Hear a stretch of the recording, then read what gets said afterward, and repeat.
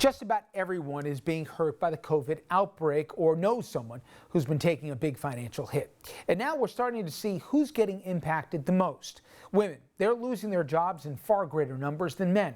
And that's a reversal from past recessions. In fact, a new phrase has been coined, the she-cession. Now, the poor also feeling it more than wealthier people. That's not a shocker.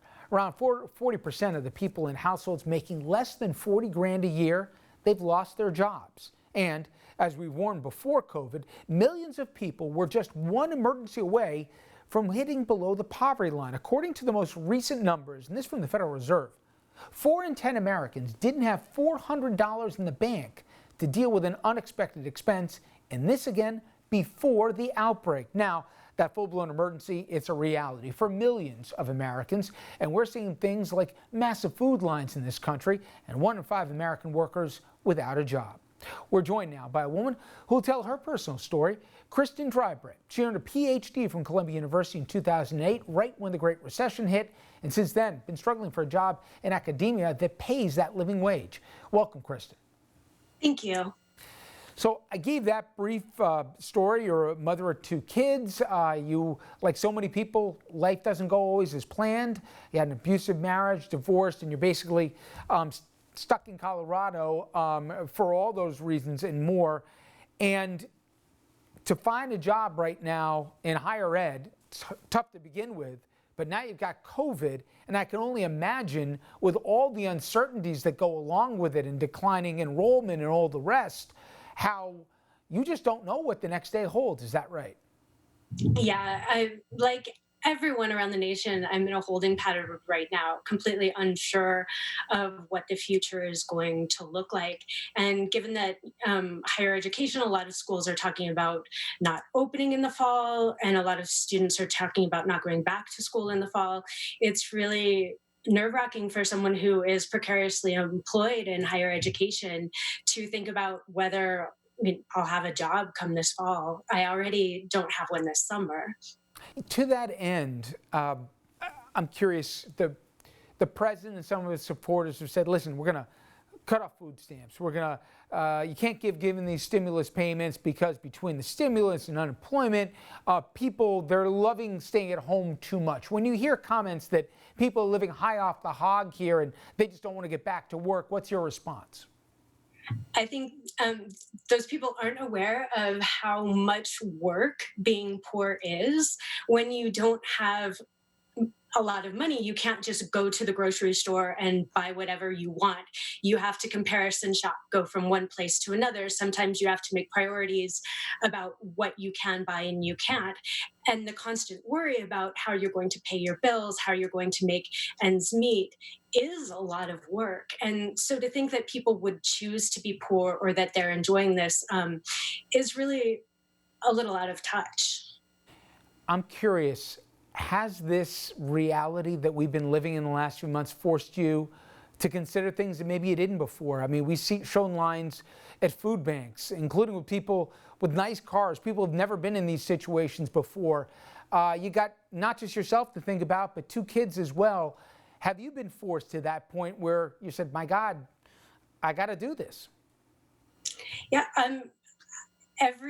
for the past few years, taking care of 2 kids on my own, I've become very used to relying on my community for help, asking for favors. That was something that was very difficult for me growing up, being educated, thinking I could do it on my own. But I've realized that none of us can really make it on our own, and we need to ask one another for help.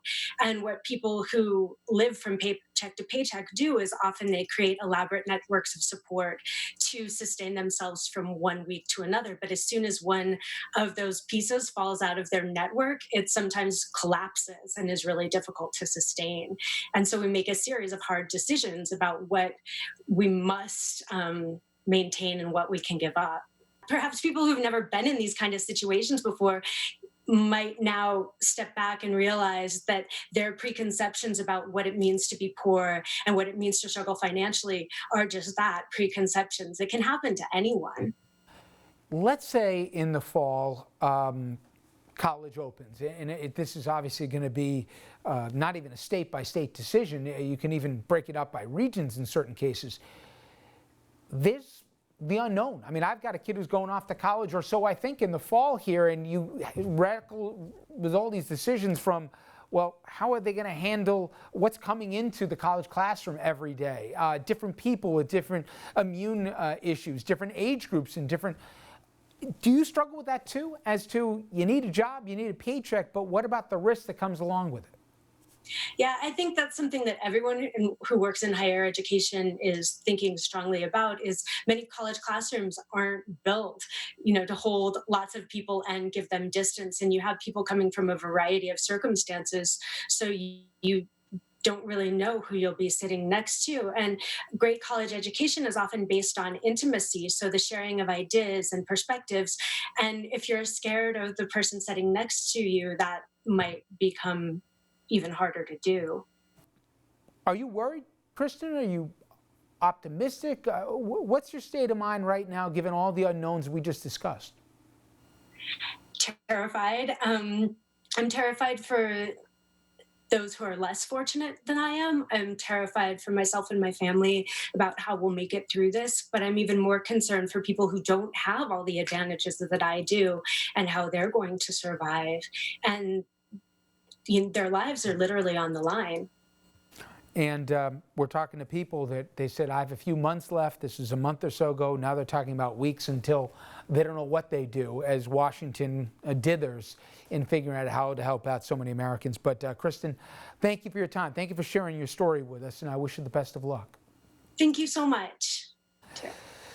Well, we talked there about education, and it is graduation season, albeit in the most surreal way, like no other year we've ever seen before. After the break, we're going to show you how creative people are getting as they try to give seniors an experience to remember for a milestone that for most of us is days we'll never forget. But for this time, more so than ever before.